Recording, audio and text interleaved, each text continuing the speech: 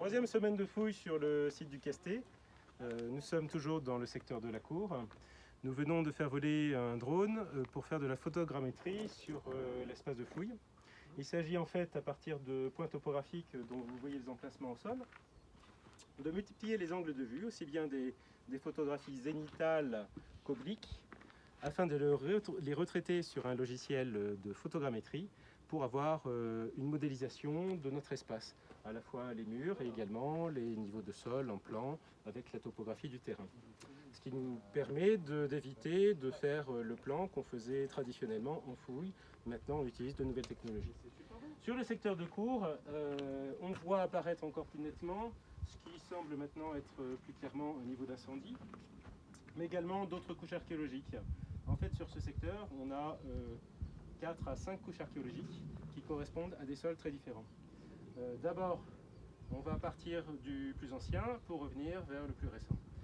Le plus ancien est peut-être ce niveau de sol que vous voyez au niveau du squelette de l'escalier, du premier palier de l'escalier. Vous avez peut-être un niveau de fondation en relation donc, avec cet escalier. Ensuite, on a peut-être construit un bâtiment dont j'avais parlé la dernière fois, sur poteau porteur. On a pu dégager un autre trou de poteau dont vous voyez ici le négatif. On voit clairement l'argile qui comble au sein du niveau charbonneux un négatif de trou de poteau.